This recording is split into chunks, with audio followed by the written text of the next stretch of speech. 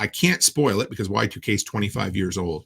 It opens in 1996. They're giving you a countdown up to Y2K. And you get that quote with Clinton about the internet bringing you together and not needing the military so much going forward. Then they introduce a guy named Peter DeJager from Quebec, Canadian. He is one of the first people to recognize the Y2K bug for what it was back in 1977 when he worked at IBM. So watching this movie, it was like viewing a telescope. It was like looking back on the late 90s and how the world was. It was kind of a weird documentary. There is a scene in there where they go to a Y2K survival expo. Something you'll notice is the word prepper is completely absent from this movie because that word never really showed up until just before Y2K. But there's a really uncomfortable scene in there where a salesman is trying to sell a surge protector to an old lady, and he is just talking and talking and talking, and she's like, yeah, I guess I'll buy it. It's sleazy. It's a really good illustration of what was going on at some of these Y2K expos at the time when people were really upset. They take a little bit of time to talk about the Montana militiamen, painted them as terrorists, of course, that they were worried the government was going to use Y2K to overthrow society. They definitely played off the survivalist preparedness folks as crazy. They even introduced the Teotowaki, the end of the world as we know it word. They said that was fairly new.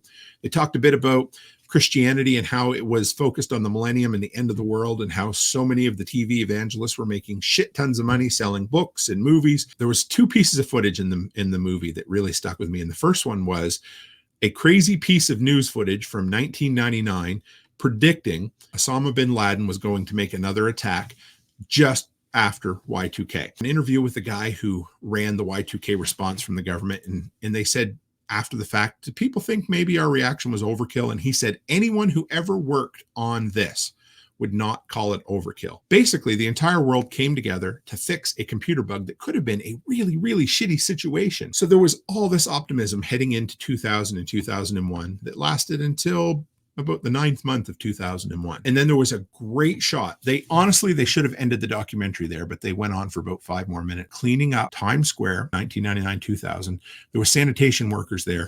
They were sweeping, and it was just dead silent. The guy held up a sign that he picked up off the ground that said, "The end is near," and he folded it up and threw it in a dumpster. It's a narratorless documentary.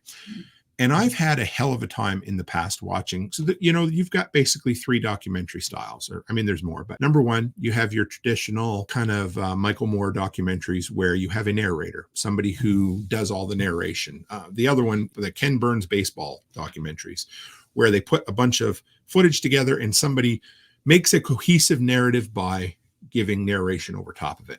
Or number 2, you have a kind of a hybrid where you take interviews and the subject of the interview is your narrator. So you have somebody off screen asking questions and people filling in the story based on that. Or you have this one, the third style, which is just a clip compilation. And it honestly felt a bit like channel surfing in the 90s. It was okay.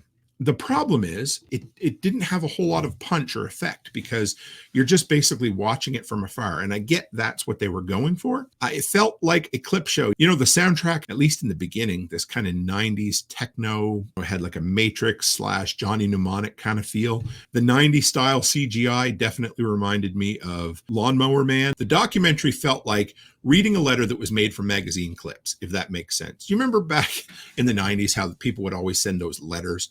It would be like a kidnapper letter, and they would cut all these pieces out of magazines to make a story or whatever. That's kind of what it felt like. It was slightly disjointed. It would have been so much better, I believe, with a narrator who would have kind of tied the whole thing together. Instead, this was basically a highlight of the time leading up to Y2K.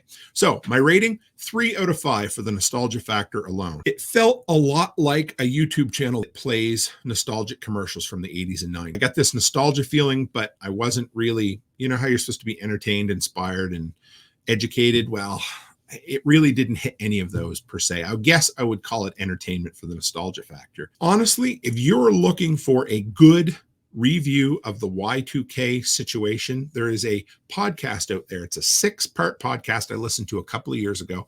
It's called Headlong: Surviving Y2K. And it was way better. Took a deep dive into a lot of the players in the Y2K scenario. If you're looking for, a sit down, play on your phone, have a snack with your wife, and veg out for an hour and a half and it's slightly entertaining, then yeah, go for this. It's on HBO Max in the US and it's on Crave in Canada.